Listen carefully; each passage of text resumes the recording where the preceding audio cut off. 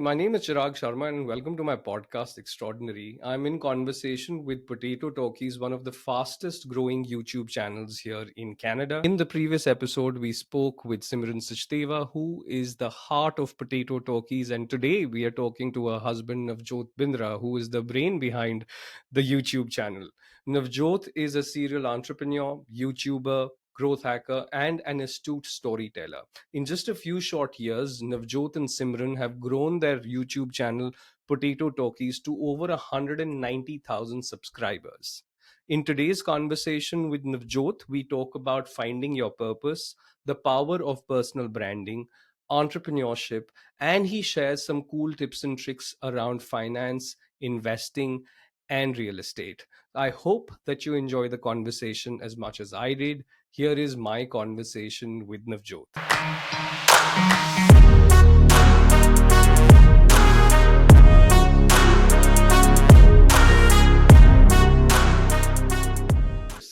Welcome to the show, Navjot. Thank you very much for doing this.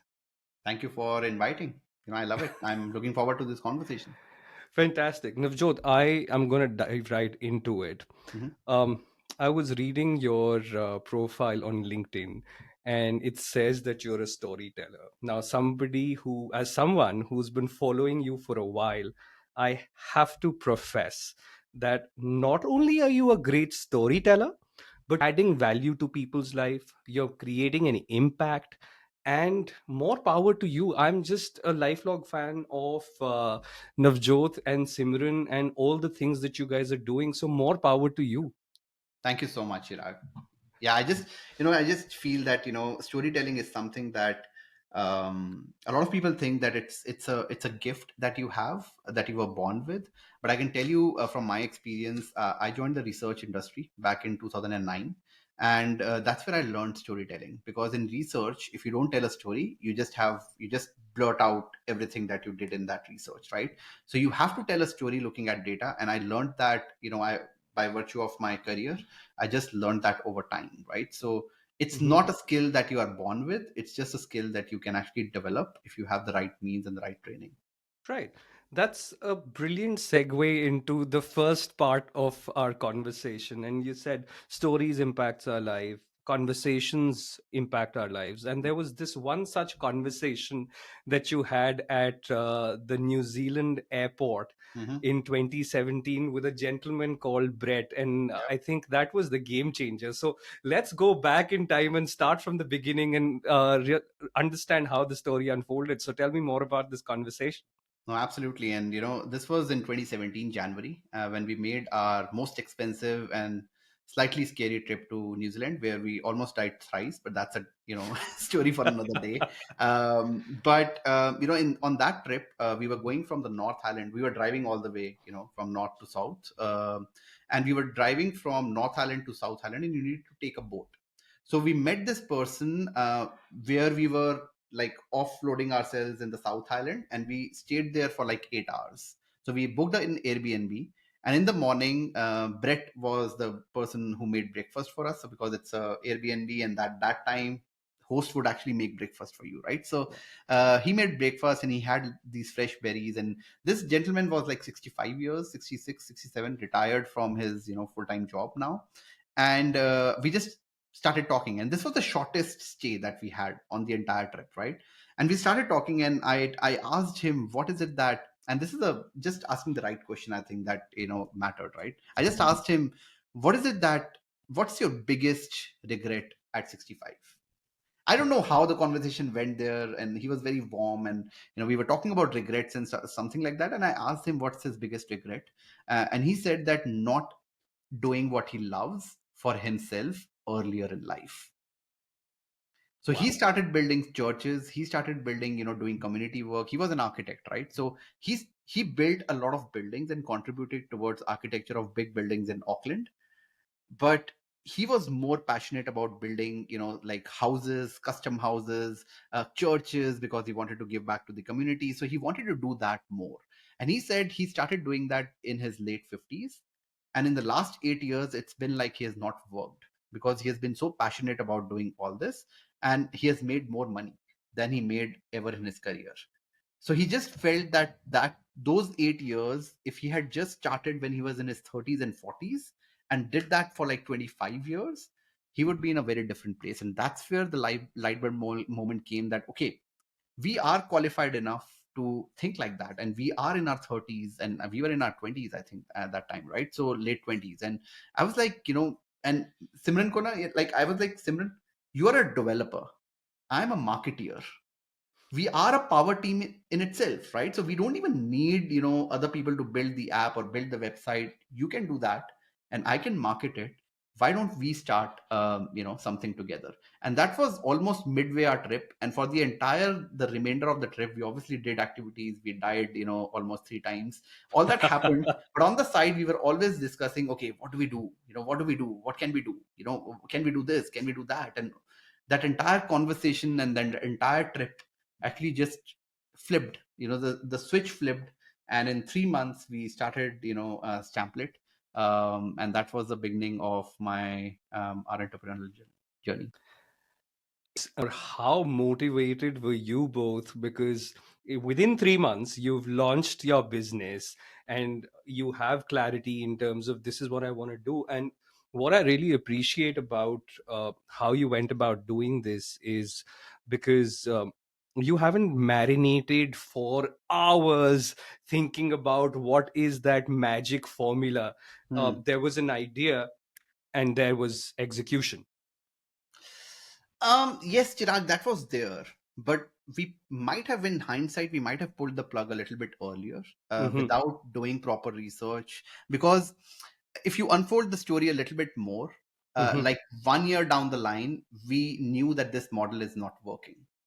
Right. And we could have known it earlier if we had talked to enough people and if we had done our research a little bit better. Right. So in hindsight, I think that we just pulled the trigger a little bit early. But Hmm. yes, from just the discipline of executing when you have the idea point of view, like, from idea to action, I think people take years. So the learning here is that it's not like, yes, I might have pulled the trigger 3 months from, when we started, right? Right. And it could have been probably better. But that doesn't mean that I'll not do it all over again in 3 months. Because for me, idea to action makes, you fail fast, uh, you know as much, and you just fail fast. Because Right. if you think for 1 year and then fail, you lost 1 year of research. But if you think for 3 months and then fail in 6 months, you're fine. You still have 6 months to execute another plan, right? So I think that's where, in hindsight, I think that we didn't plan it that way. It's just that Hmm. Simran was a developer. We had an idea, she developed it, and we launched it, Hmm. right? So it was as simple for us, but I think action was very important at that time. And I love that fact because I have a lot of conversations around this. My entire vibe is talking about inspiration, Mm-hmm. motivation. That's who I am inherently as a person. I've been a sportsman all my life, Mm-hmm. and this really fascinates me. And people talk about confidence.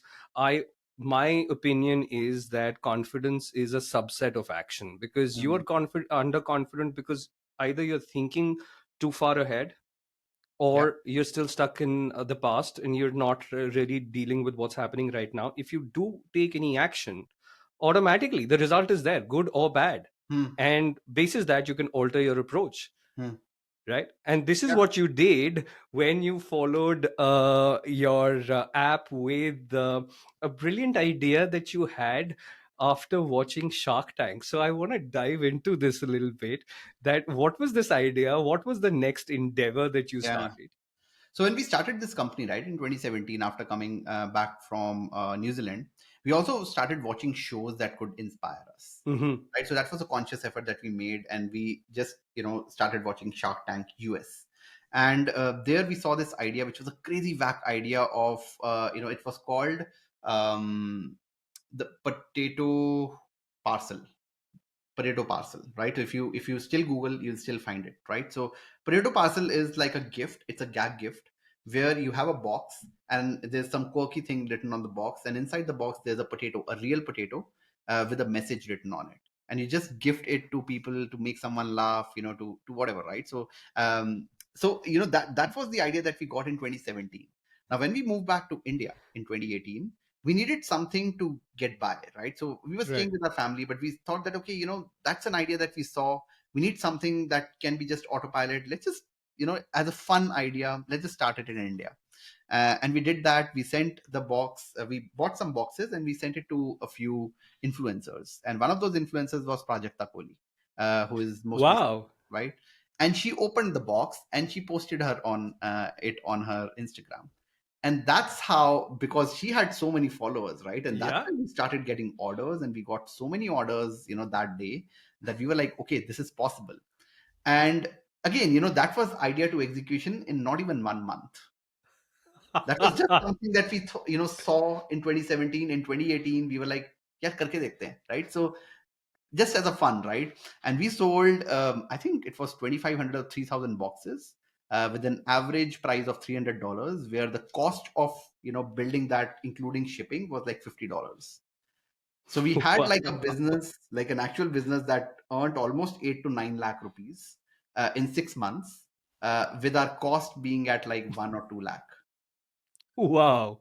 And we were like, shit. And we obviously were moving to Canada, and then we had to stop doing that. But again, it goes to show that sometimes we just complicate our lives when we are thinking of entrepreneurship.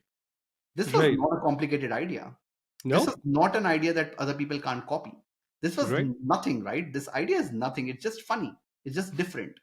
And on one side we had Stamplet, where we were struggling to make it work and make money off it, and on the other hand, such a simple idea that made us more money, right? So I think that's where, at least initially, right? So I think that's where we just complicate matters when it comes to entrepreneurship. Sometimes the simplest of ideas makes the most money. And that's really well put. I was listening to this particular podcast where you did mention a little bit about this. I think it was to Sahas, and you said that you really also what you took note of was personal branding, and when you Yeah. sent it to Prajakta, and of course we all know the huge following that she have, this was also sort of another light bulb moment, Oh yes. saying that this is the space you want to exist in. That actually came a little bit earlier, Chirag, because Hmm. even in the business that we started in Hong Kong, we just felt that we don't have the influence to launch the app and make it big, right? So we were always looking for avenues to distribute the app, right? So that idea, and I had been following Gary Vaynerchuk for a long time to know that he has been about personal branding for a long time, right? So Yeah. it just didn't resonate with me, at that time, that okay, this is what he's talking about, because I didn't have an idea. I didn't even think it through. I was like, I was too committed to my job at that time. And that's where, the light bulb moment happened when we were doing our app. But this actually validated, whatever we were doing, because Prajakta and all other influencers, like, there was another influencer, the movie reviews by Prajakta, or movie reviews by Sucharita, right? So Sucharita Right. Tyagi, she does movie reviews. We sent it to her. We sent it to Masaba, and she also posted, right? So like there were Wow. certain people who posted, and we were like, shit. Like if we do this ourselves with our 1,000 people that we know, we'll probably sell 10. But the moment they put out something which is, as funny and as bizarre as this, we get 250 orders. That's crazy, right? And that's where it was like, okay, a validation that personal branding works. And now we need to work towards our personal brand, because no matter what you sell after that, once you have created the personal brand, obviously it has to be of value. But no matter what you sell, whether it's real estate, whether it's jobs, whether it's anything, you'll do well because people trust you. So Right. that was like a combination of both businesses that actually taught us that personal branding is the way to go. See, that's my mic drop moment that I was looking for. That's so much. There's so much of value in what you've just explained to us. Um, I get this. And now what's happening is that you've got a business which did not do as well as you had anticipated. And then there is this idea that just takes off. And while you're not really sure of what kind of results to expect, it just takes off. Yeah. So you've got enough.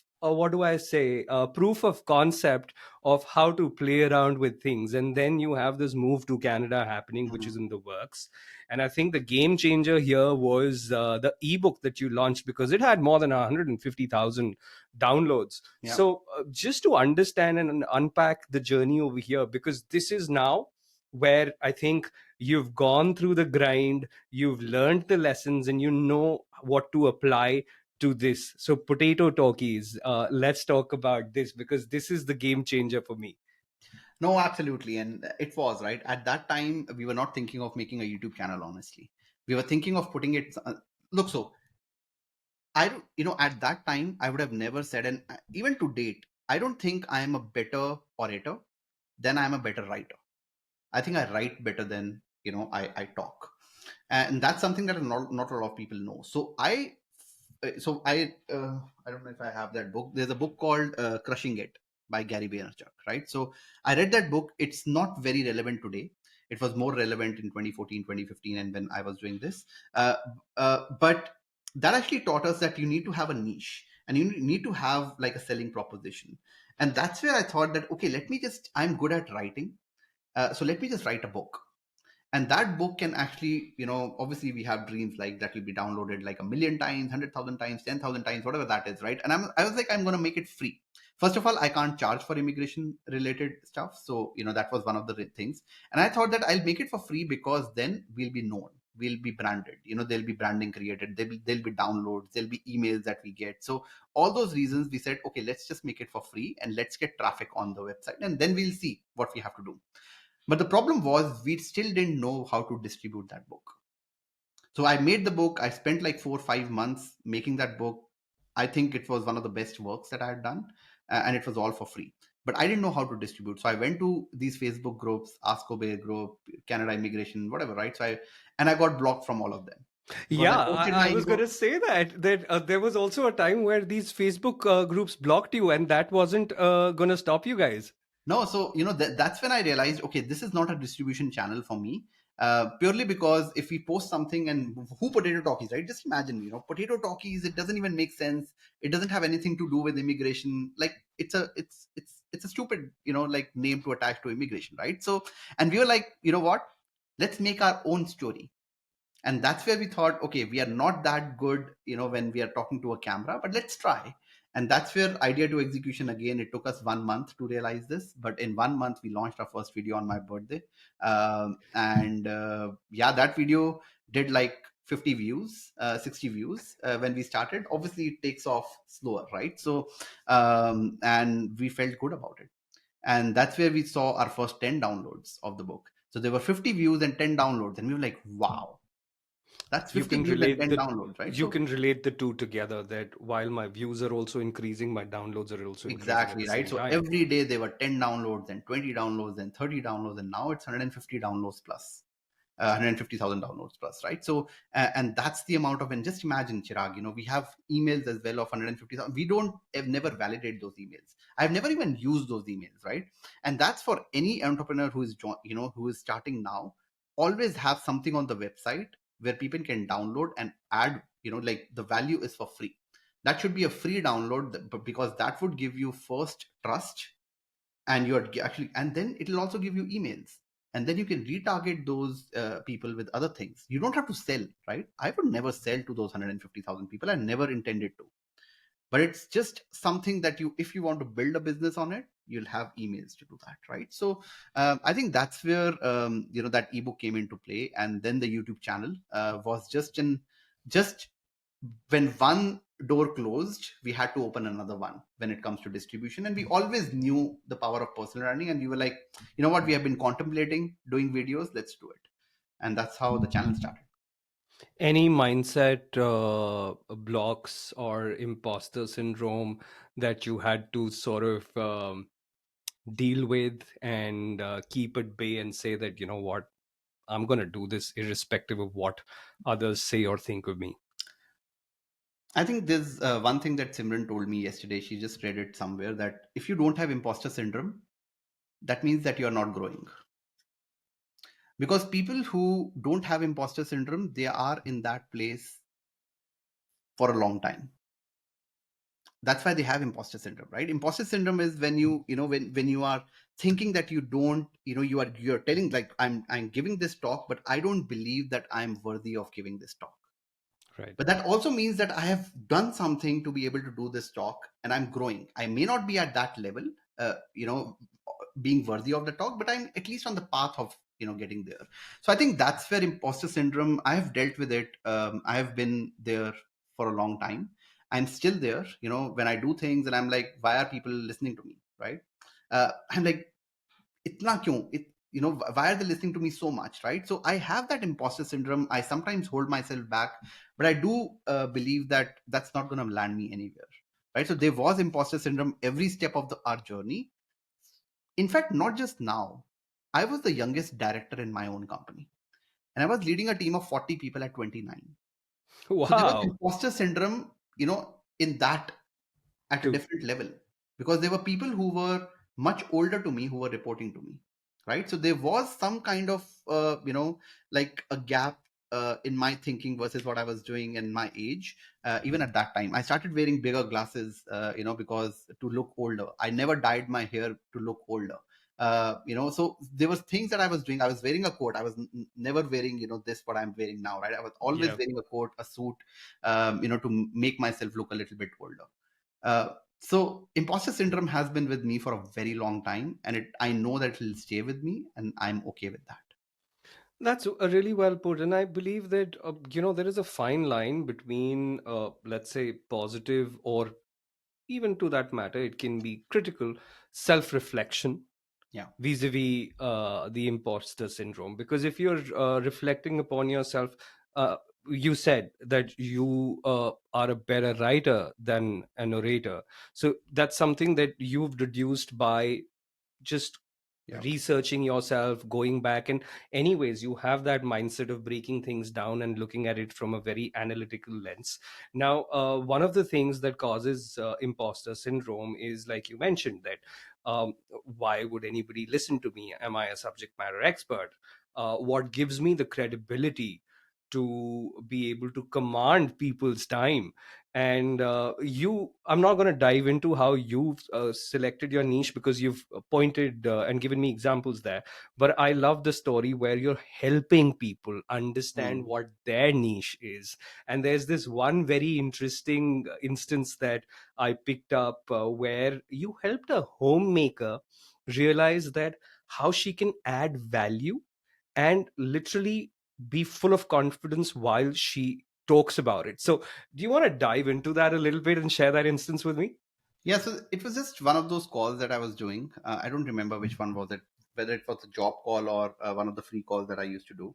And she said that I don't know what to do in life, right? So I have been a housewife for way too long, like a homemaker for like 7 years. I was into advertising. I think she was in advertising before that, or marketing before that. But she's like, if I go back into the job market, I'll not get to that same position. Like I'll have to start from. Plus, the course content has changed. Everything has changed. World has moved. A little bit further, and I have to retrain myself, unlearn a few things, and then get back into the market, right? So, and I was like, did you like the job? And she's like, no. If I had liked the job, I would have joined. So she was very clear that she didn't like the job. And I was like, what do you like doing then? And she's like, I like talking, I like teaching, I like doing that, but I don't want to be a teacher in a school, right? Because that's not my passion again, right? So I was like, okay, what do you do well in your like in your life? Forget about work, right? What do you do well? And she's like, I am living in a household where there are about 22 people. So it's a joint family. It's a Wow. really big family, and there are about, including kids and everything. And she also has kids, so it's about 22 people. So I'm actually very good at managing joint families, managing kids, doing multitasking at home, and still being able to put everything together, like keep everything together, myself and the family, right? So I was like, that's your strength. Why didn't you teach that to other people who are struggling to move into joint families? Wow. And that I actually learned from Avi Arya. So there was an interview with Avi Arya where Hmm. he talked about something very similar, Right. and that's where I took the inspiration. And I was like, why don't you do that? And she did it, and now she's earning, I think the last I talked, 2 lakh rupees per month, Wow. And I just doing mean, group coaching sessions on joint families, right? So that's that I can't think of it. And how can this be a business idea? But definitely there is, and there is a huge skill set because the need for what it, Chirag, there's absolutely. a need. Okay, here's a book, right? I know that you were asking this. Here's a book Yeah. called Ikigai, right? Now, this Ikigai book says that what you love. So there are four quadrants here. One is what Yeah. you love. So, for example, for me, it's teaching. That's what I love, right? Right. Then what you are good at? I'm good at researching, right? I can out research anyone. No one goes to 17th page of Google. I do. So a lot of people ask, how do you research? I don't research better than anyone else. I just out research them. So I'm good at that, right? So I'm good at research. Then what you can be paid for? That's real estate for me. I love personal finance. I love teaching. I'm good at research. Why don't I put my skills towards real estate? So I can be paid for real estate. Now I have to just decide whether I want to be a realtor or a mortgage agent. Right. And then what the world needs? The world needs houses. The world needs to manage their families better so that they can keep it together. If you are able to identify these four things, you can't be poor.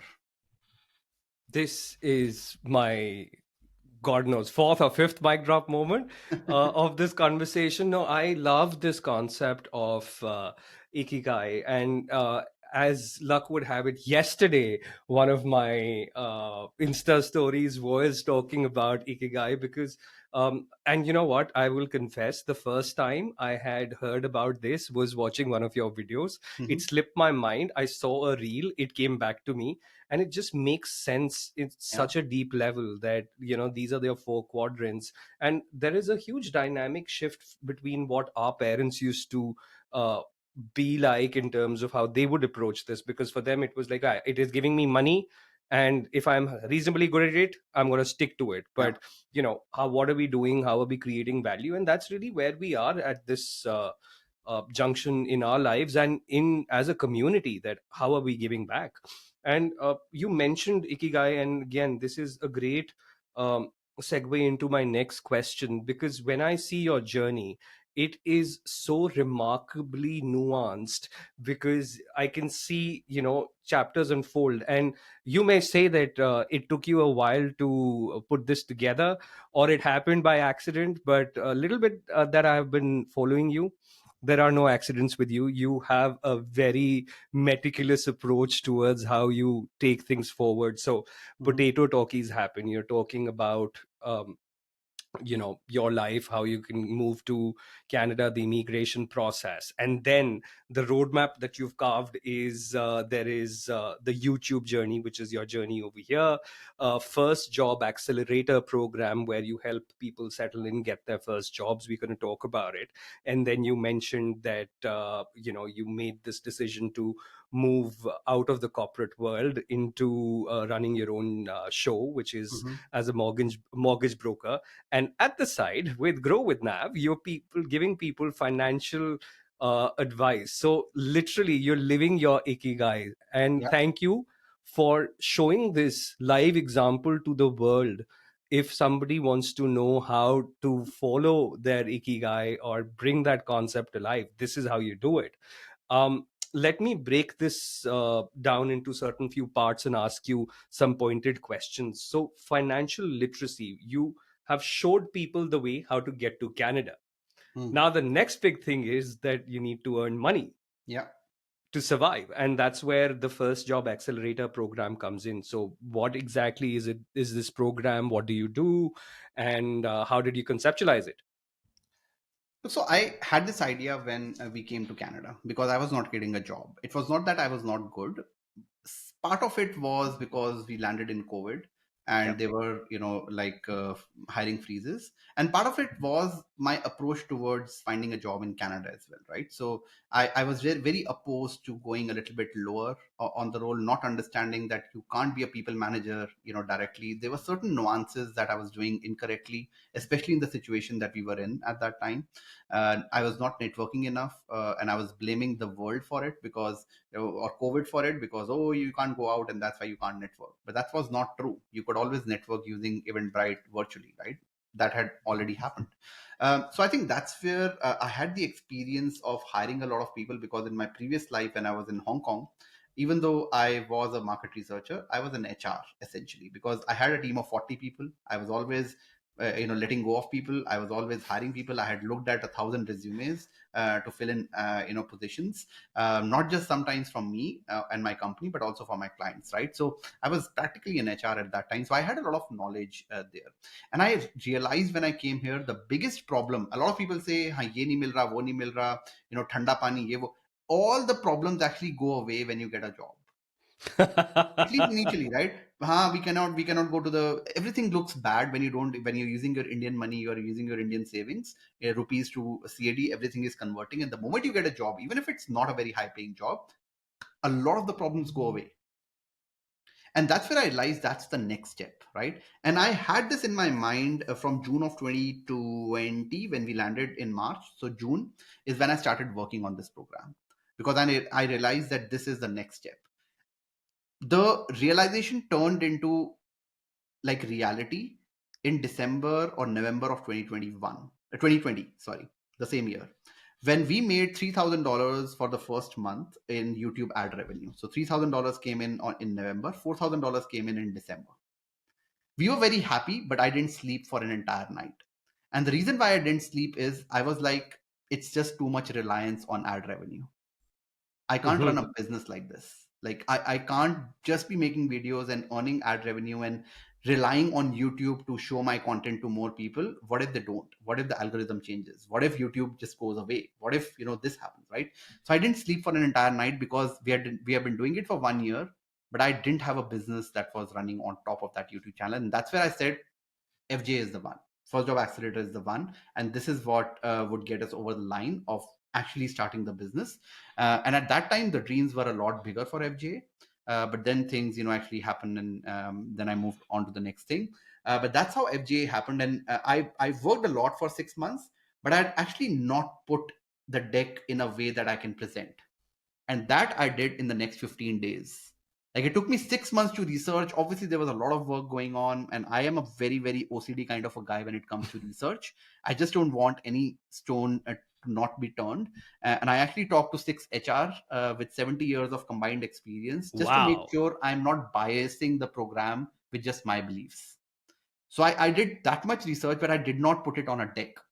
Like I was all on research on, like, like my these notebooks, like 3 or 4 of them were filled with all ideas and structure and everything. I had a Word document with all the structure, but I still had to make the deck, right, complete. And I did that in 10 to 15 days, the next one, because I had everything to do it. It was just procrastination, and that was leading me not doing it. And I was ready to launch in January. I launched in January. The first class was in February. It was filled in the first, I think, 20 minutes. That's the power of personal branding then. Wow. Because the first class was filled, and I now have a wait list of 3,400 people. Could you I just say that number one more time so that it 3,400. sinks in? 3,400, and I can't help more than 10 people, because I still do these sessions live. So I can only do 10 people per session. So I have enough wait list. That's why I don't put it on Instagram. I never had to brand, because the personal branding actually gave me the initial push. So that's where I think now I thought that, okay, now $2,500 per class I'm getting. So if I do 2 classes like this, I can make $5,000. Now it's a real business. I can actually make 50 to $60,000 of steady revenue throughout the year. And that was the beginning of my, like, my business and my mindset shift of, now I can leave my job. It's just a matter of when. Yeah, and I want to dig into this again a little bit more because you come from a very strong lineage in terms of the kind of experience that you've had. Hmm. At 29, you're a director leading a team of 40. You moved to Canada, probably like all of us, we've had to bite that bullet Mhm. of sort of going down the rung a little bit. You have a clear vision of how you want to grow Potato Talkies, and then you're also not satisfied because there has to be more. So then you have the first job accelerator coming, and this was the defining moment where you said that I want to quit my job. So anybody Yeah. who's sort of now wants to get information from you in and talk to you about the fact that now I want to be an entrepreneur. I'm done with the 9 to 5 race. What's the advice there then? First, identify what you can do for free. Mhm. I can teach for free. If you can do something that you love for free 365 days a year, you will find a way of making money off it. In today's world, digital world, there are no excuses. You can't write an article, that's not possible. ChatGPT will write it for you. You can't network on LinkedIn because you can't write a message to someone, that's not possible. Just ask ChatGPT. Research is so simple right now, right? Like your basic levels, are covered by AI. So I think whoever is starting now, or they want to become an entrepreneur, first ask that question: what's your passion and what can you do for free? If you can answer that question, then you identify your strengths. Okay, your research is a strength, joint fundraise is a strength, organization is your strength. What is your strength, right? And then find a way of how do you, bridge the gap of, like working for free versus making money. That was it for me, right? When I realized that I can teach for free, then it doesn't matter what I teach. I can teach immigration for free. I can teach jobs for free. I can teach real estate for free. I, I can teach business for free. Yep. But it doesn't have to be free, right? Because free is not valued in the world. But if you're good enough, and if you just get the training on being, better than yourself, 1 year from now. For example, I could have not started First Job Accelerator back in 2017, but I could start it in 2021 because I just got better at it. Yeah, and I think this is where we also have this one common mentor or a person that we are both influenced by, Alex Hermosi, and he says that you have to go through that period of sucking for a while, Yeah. because whatever you do, not automatically you become great at it. So even if you go back in your journey as a researcher, at one point in time you weren't probably the most brilliant, but Oh, just you were enjoying the process, yeah. right? And just over time you'd never know when that switch changes and you And suddenly Chirag, look back. sometimes, I'll just like to mention here, a Yep. lot of times we actually lie to ourselves that this is something that we love because this keeps the bills running in the household. And the reason why I'm saying this is, for the longest time, I lied to myself and the world that research is what I can do for free. That was not it. I was saying that because that would justify me staying in my job that pays me well. That's right. But in reality, if they stopped paying me, I would quit, right? And And so that was not it, right? Sometimes we lie to ourselves. So we need to be very, very, very careful. And I'm saying something which is controversial here, but we should need to be very careful that we are not lying to ourselves just because that keeps our bills going. just again, for my understanding and for those people who are listening in, this is very nuanced and very high impact statement that you've made, and I want to learn a little bit more. How do I differentiate between something that I love, or like you said, I'm professing my love for it but I'm still not sure whether I love it or not, I'll I'm give you an just example. justifying it. So let's say that you are a finance manager in some company, right? Or let's say you are a psychologist. Let's say that you are a psychotherapist, right? You have done 4 years of, like first bachelor's, then you did 2 or 3 years of master's, then you did 2 years of MPhil. So you spent 9 years of your life learning how to be a psychotherapist, right? You are making good money, but you suddenly realized, because you were so young when you decided to be a psychotherapist, you no longer love it. But just because you have spent so much time doing that, and because you're just so invested and too much into it now, you just can't go back. So you just keep lying to yourself, you know what, I was meant for psychotherapy, you know what, I was meant for this. And then you just keep doing it for the next 30 years, while if someone was not paying you for your like for the services that you were doing, you would not do it. That's what I mean, right? So I kept lying to myself. Why? Because I was an MBA. I had only done research all my life. I was like, if I don't do this, what would I do? Because I've always been a market researcher, right? So if I don't do this, what would I do? And that's why I kept lying to myself that, you know what, my passion is research. My strength was research. That was not my passion. I think we sometimes confuse our strengths with our passion. That's so well put. And I cannot tell you the timing for this, the way you've said it, is so bang on perfect. Why? Because before I started this, I have gone through this process of self realization and really dug in deep to understand that why am I not happy in life? What Mhm. is this one thing that is missing? So, just to give you, I mean, since we are confessing, Yeah. my confession here, back in the day, there was this one competition that had happened. It was search for next Harsha, and I went and I applied for it. I remember I went from Delhi to Lucknow, and God knows where I Yeah, stayed. I remember that. Yeah, the Right. Harsha one. Yeah. uh, I went for that. I was immaculately dressed, and I just put every so much of focus on how I'd look and this and that. I forgot that I had to also rehearse what am I going to say, and I Okay. was quite unprepared, and I got my backside kicked, and I came back and I got rejected in the first round itself.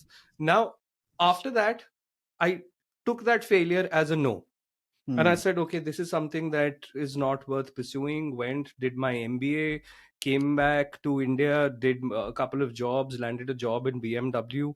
I started working for BMW. People stopped asking me what I do because everybody is fascinated with big brands.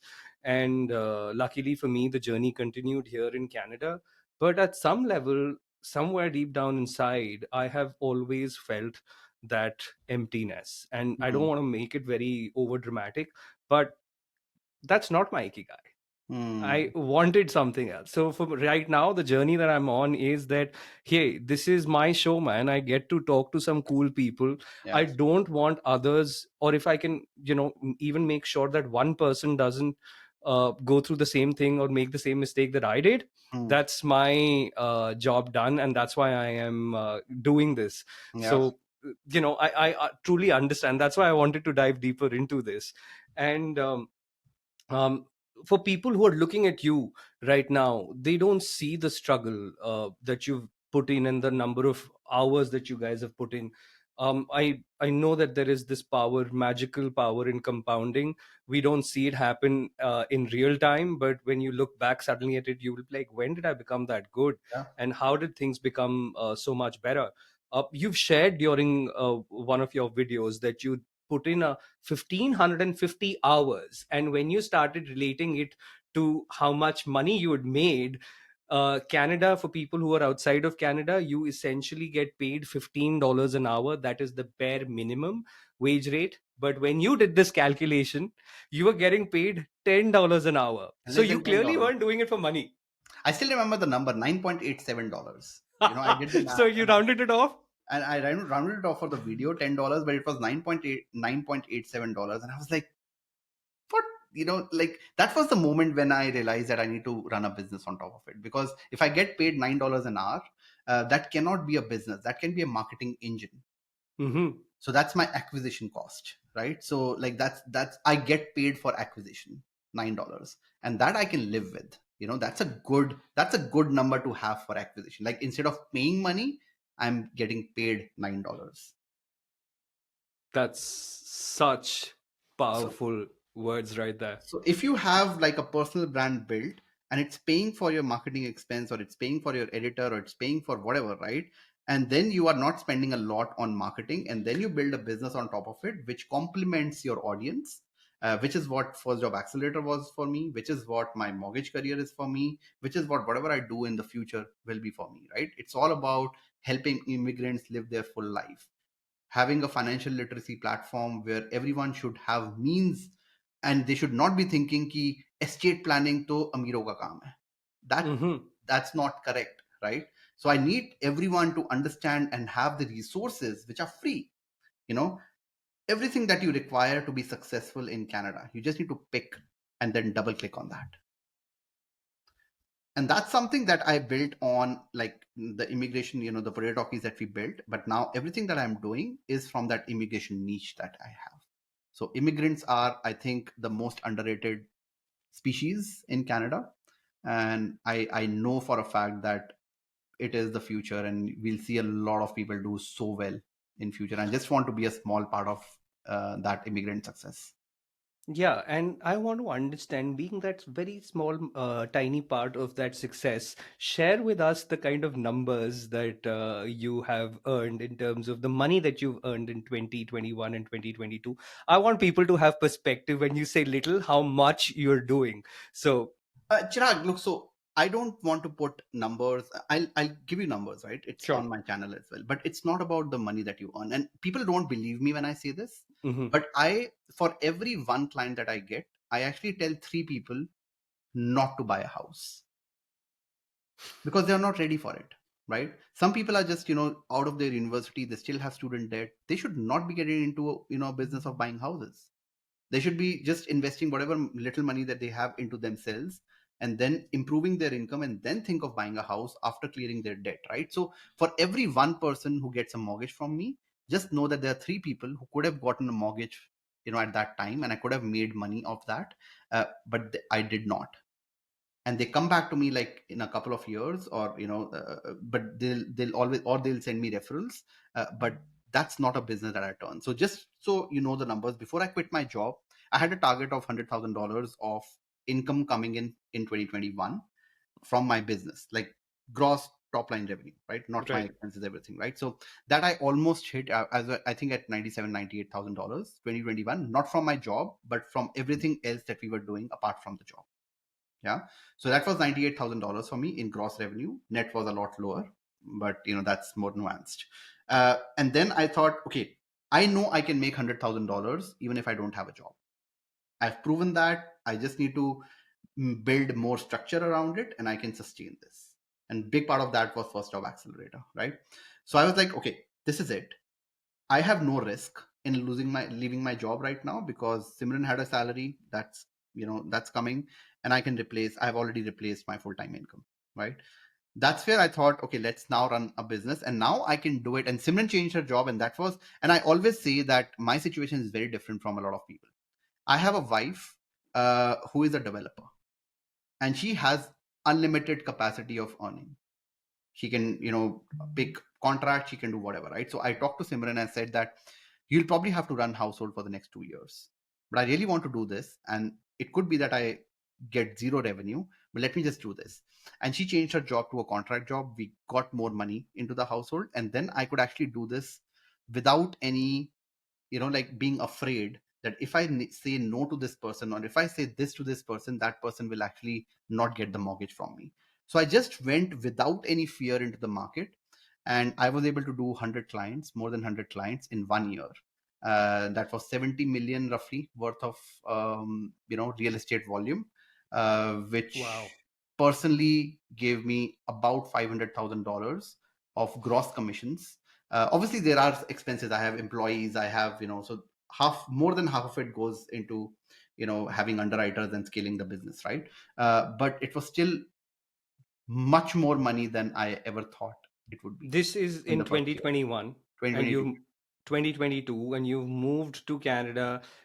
The next day you go into lockdown, and Yeah. you've navigated through all these waters, and you've clocked 500,000 right there. So let's just digest that number. This is absolutely amazing.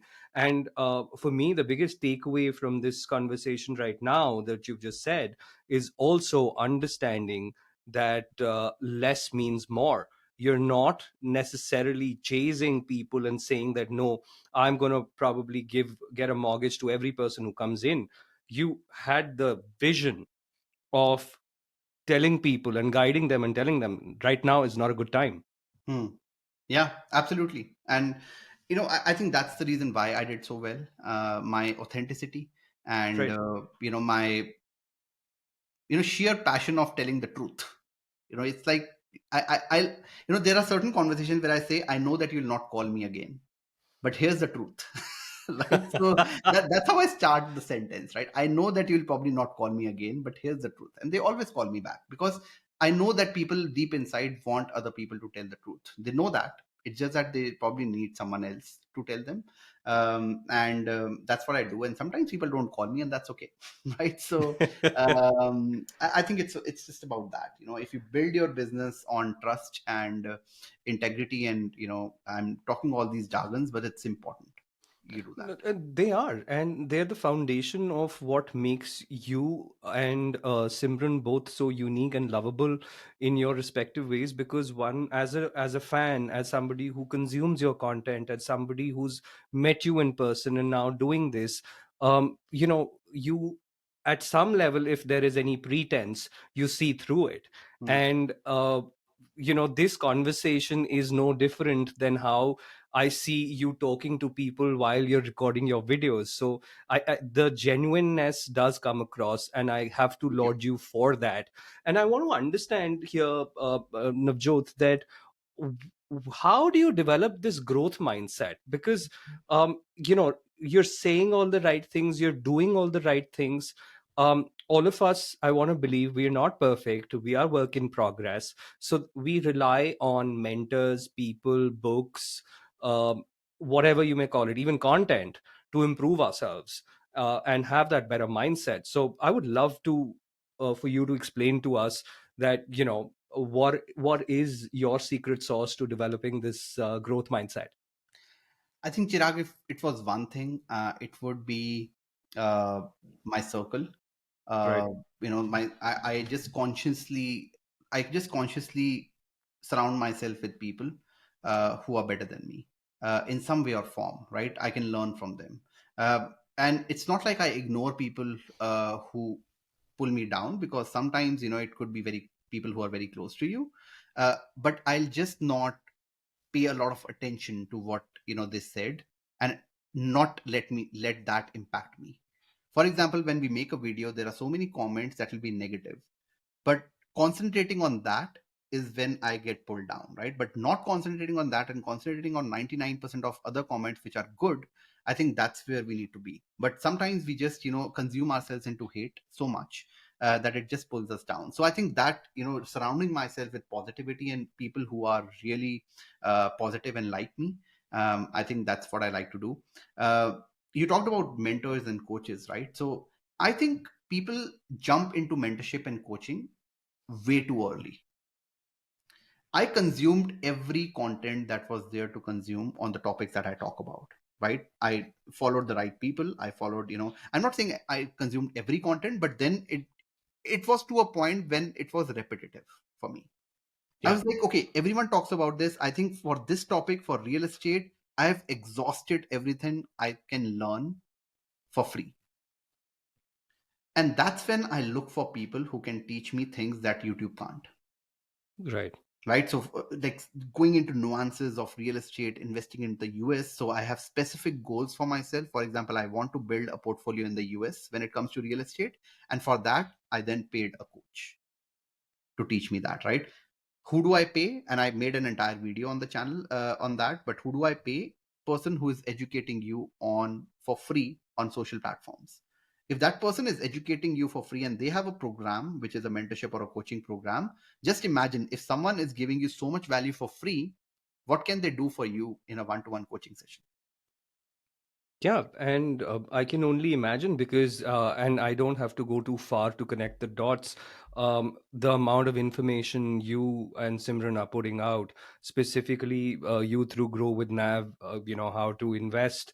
Like you mentioned, investing in US, you're turning down people and telling them, no, you can't, you shouldn't be buying a house, because you're also educating them. Hmm. And you're doing all this, you're helping immigrants settle in. So why would I not buy into the first job accelerator program, where I know that Nav is going to hire only Yeah, 10 people for this batch, and I bloody well make sure that I'm part of this, because I am going to drive immense value, probably 20 times the amount of money that you'd probably charge somebody, right? absolutely. And my intention, and that's why I have it there, it's not for show. It's just that I need myself to be reminded that I have to give more than I take.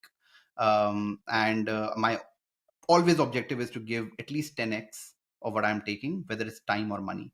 And that's where everything that I do comes in. In fact, for mortgages, it's an infinite return because I don't charge anyone for any mortgage. The bank pays me Right. for it. So Yep. for my clients, it's infinite return. I can only imagine, and I'm just looking at the things that you do, Navjot. There's so many things. Mortgage advising. You're making videos, grow with Nav. You're doing videos together on Potato Talkies. Your first job accelerator. There are these amazing pro networking events that you're managing. There is so much that you're doing on the go, and it's not as if the content comes out one week and then you don't have anything for a couple of But weeks. Chirag, there is a common string. A lot of people think that I'm doing too much, but there's a common string across everything, Absolutely, and that's teaching, which is what I I get love. that. Right. Yeah. So I think a lot of people think that, oh, he's running a program like a first job accelerator. So he's teaching jobs, then he's doing real estate. He's doing now it started to come together a little because now I'm not doing my job and I'm just concentrating on everything. But again, the premise comes, what can I do for free? And then I build these pillars where I can use my teaching skills and my passion, or I can just implement that in different ways. That's amazing. And my question to you is, how do you fit and pack all this in 24 hours? All of us get the same 24 hours. What are your productivity Chirag, hacks? I'll be lying if I say I don't burn myself out. So I do work long hours because I do believe, and for the longest time, a lot of people think that I have a perfect life. I don't, because the biggest problem that I have with me is I don't take care of my health as much as I want to, right? So, and now more than ever, I'm really, investing my time towards my health because one thing that someone, no, if someone takes all the money from me, as long as I have my mind and I have my like health, I can build it back up because I know how I did it the one time. It was not a fluke, right? I know the method of how to build a business. So now that I know that, as long as I'm mentally stable and physically healthy, I'll be able to build it back up. But if I'm not that, the wealth will go away. Everything. So that's where I'm not perfect. I know that, right? And that's where all the work that I put in, I actually burn myself out and not pay enough attention to my health, which I have started doing in 2023 much more than I was doing in the past. But I'll be lying if I say that I have some magic pill that allows me to do everything that I'm doing in 10 hours. I don't, right? I do spend the 15 hours, 16 hours a day doing different things. The only thing that's going for me is I'm doing activities that I love. So it doesn't feel like 16 hours. I'm still sitting at 8:15 doing this and I still have two calls after this, right? So I don't hate doing that because I love doing this and I love doing what I'll be doing after this call.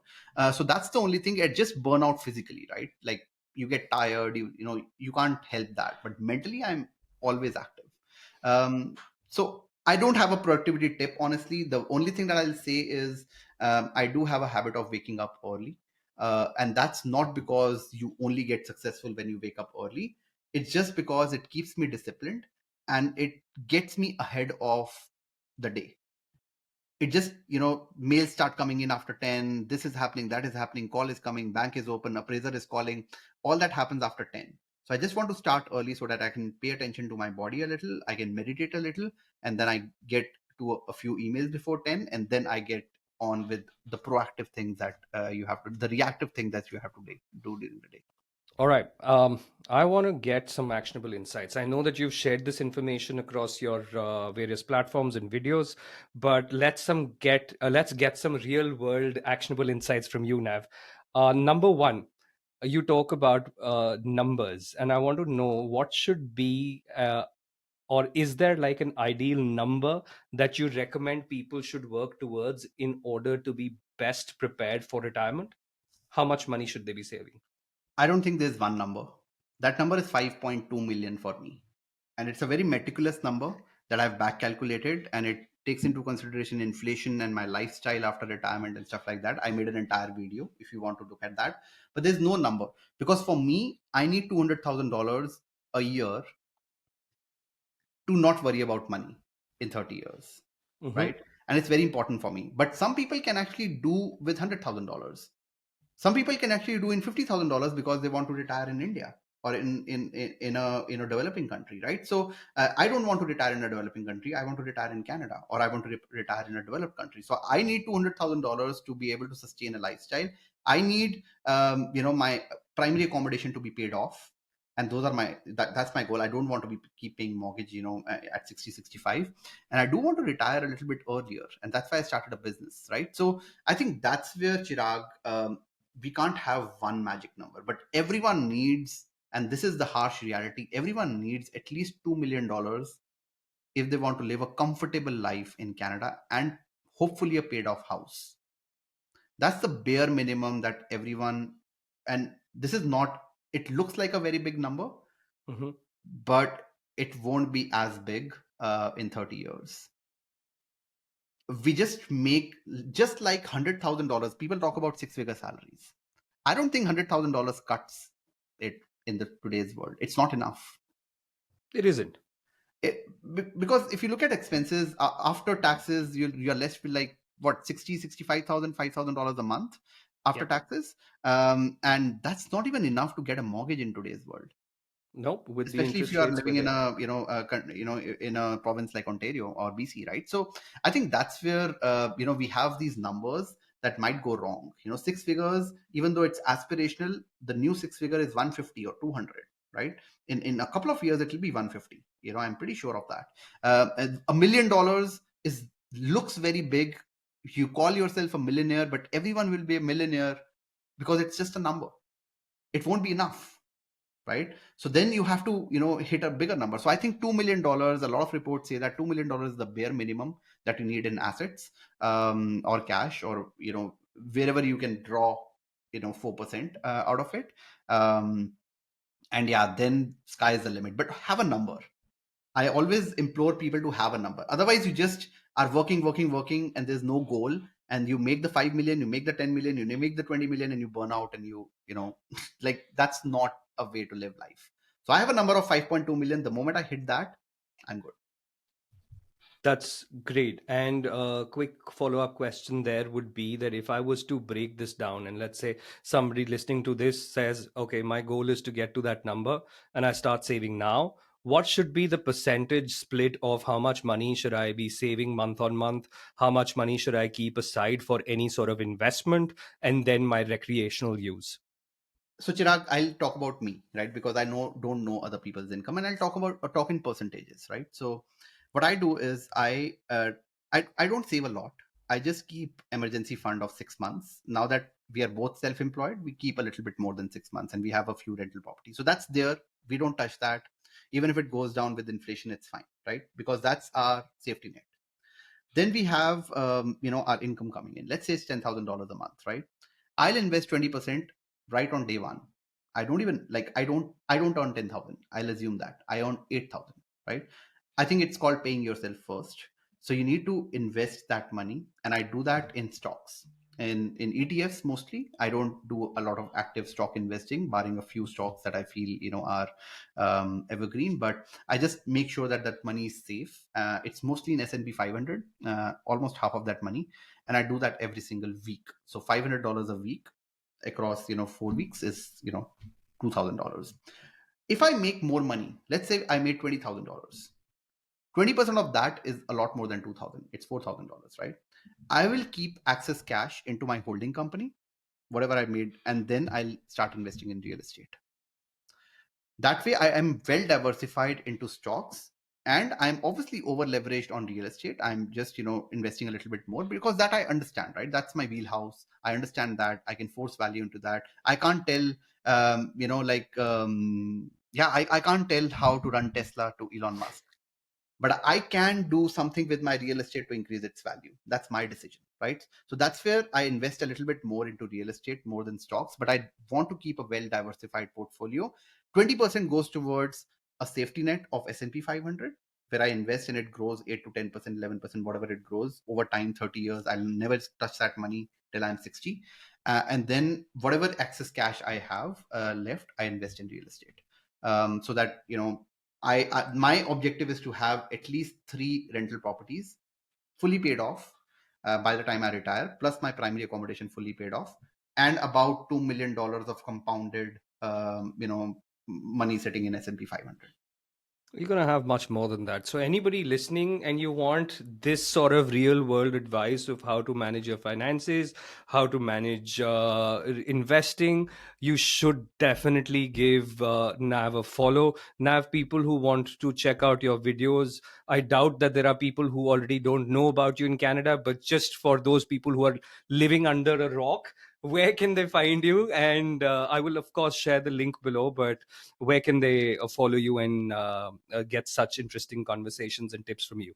Absolutely. Look, so my Grow with Nav, I'm very active on YouTube. I make, we are making shorts, we are making, videos, deep dive content into different things, doing podcasts. So Grow with Nav YouTube channel. And then I also have Instagram, where in today's world, short form content is actually working a lot. So I just pivoted into short form content as well. So I have almost daily reels, or at least 4 or 5 reels a week that go out in short form, quick nuggets of real estate, of investing, of life, on Grow with Nav, again Instagram. And then we also have a personal channel where we bring on immigrants. We talk about their journeys, people like you and me, Mm-hmm. who did something well, or they're still struggling. It doesn't matter. We just bring them on, and we share our personal lives on Potato Talkies YouTube channel and Instagram as well. So I've not diversified into other platforms a lot. I tried TikTok, I tried podcast. Podcast is still something that I want to do, a little bit more, but TikTok I failed miserably. So yeah, I don't think I can dance to finance videos. What I have. So yeah, that's where you can find me. No, absolutely. Go ahead. All right. This section is called My Drift. I will ask you 5 questions. You can either answer in one word or a sentence. Mhm. So, one thing that you feel is a waste of money, but you've seen others spending a lot of money on it. That's a very specific to me, and I think people will say I'm stupid, but it's clothes. I just feel that How we many of these t shirts do you have? um after the last bat 23. And So the reasoning behind it, just so that one understands that while you have 23 t-shirts, but you're not spending crazy amount of money on clothes. I have 23 t-shirts, $12 a piece. I think I'll go on for another year, with this. Uh, I think it's more about untangling your mind. I don't want to think of what I eat, and I don't want to think what I wear, because I have so many other things to, think about, right? So I'm not being a, Mark Zuckerberg here. I'm not being a Steve Jobs here. A lot of people associate it with that, but it's not about that. It was just complicating my life, thinking about, what I want to wear every morning, and then thinking where I'm looking. It didn't matter, right? So I just feel that spending too much on clothes. I don't mind spending on cars. For example, a lot of people say cars, right? But I would want to buy a luxury car one day, when I can afford it, right? So, and then maybe I'll say cars, in this answer. But I would still want to do it once, right? So, but I think clothes is something that I've bought a lot of, and then Hmm. I've just felt that it's not worth the amount of money and time that you spend on it. Fair enough, I hear you there. One book that you could or you would recommend to people? For sure, Got it. for sure. Ikigai. That's next on my agenda to read for sure. One I think, skill. Chirag, I want Sorry. to give 4 books. Yeah, here, Okay. and I would highly recommend you read it in the same order. Everyone, who is listening to this. So the first one is Rich Dad Poor Dad. A lot of people have read it, and that's a book that gives you very hard facts about money, tax saving, but it's very, very pro money, pro capitalism. To balance that out, the next book that you would read is Psychology of Money, because that would give a very balanced view on money and how much is enough, and it'll ask the right questions where it would not. Yeah, so Psychology of Money, right? The third thing, when you have realized how much is enough for you, you understand money enough, that will be Ikigai, because now you need to understand your purpose, you need to understand what you can do, and you need to understand what you want to do with your life, right? So that would be Ikigai. And once you know where you would monetize it, it's 100 Million Offers by Alex Hormozy. If you read, because that would tell you how to make an offer that's so amazing that it's stupid not to take it for the customers, right? So if you read these books in the same order, you understand money, you understand the psychology behind it, you then understand your purpose, and then you understand how to make an offer. If you read this in the same order, I can promise you, if you execute, again, execution goes without saying. You can't, you Yep. can read all the books and not execute it and still be where we are, right? So, but yeah, if you execute on it, it's not possible to fail. Look, so you'll fail a couple of times, right? But it's not possible that you won't succeed eventually. That's my reel right there. My conversation with Nav. These are the books that you're reading.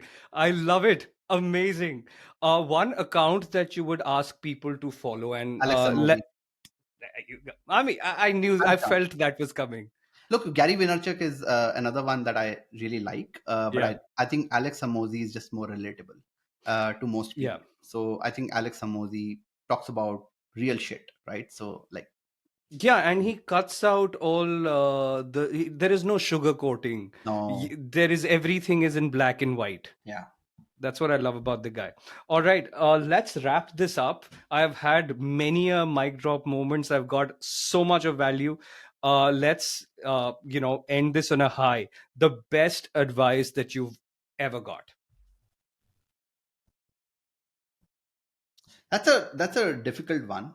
But I'll tell you, the one that has really stuck with me is that if you work, if you're really good at your job, right? If you're really good at your job, and your bosses and everyone really appreciates that you do this thing so well, just imagine if you put the same amount of effort in your business, you would have more money and you would be able to impact more lives directly. Now, I'm not saying everyone can be a business owner, but if you think that you can be more, and if you're really good at what you are doing, at least try a way to try to start a business. And if you fail and you go back to your job, but at least try once, because I really feel that the regret of not trying would be a lot bigger than trying and failing. That's deep. That's Yeah. powerful. And I love you guys, man. It is so amazing how deep rooted your and Simran's thinking is as well. Simran said, hey, you got to take a chance on yourself. And of course, Yeah, you've said the same thing in your we own know that. way. So I just love it. And Nav, it was, when I was setting this up, it was a dream for me to get you on the show and in such initial episodes. I just want to know, for anybody out there, that anything is possible. You just got to turn up. oh yeah, And I was there at the event, met you, things happened, and here you are.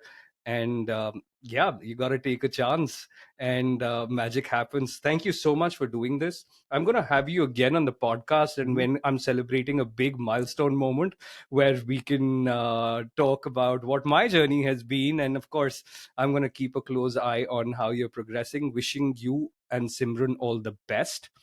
I am a fan, a forever fan, and I'm sure that a lot of people will find value from what you've shared with us today. So thank you once again for doing this. Thank you so much, Chirag, for saying such nice things. And like I said before, I'm not so big that you couldn't have reached out to me. So the problem is, and you are right, the problem is people, not enough people reach out.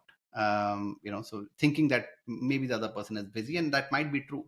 But never hurts to try, right? So thank you so much for having me, Chirag. It was a really good conversation, and I wish Thank we you could very go much. on. But yeah, I'd love to come back.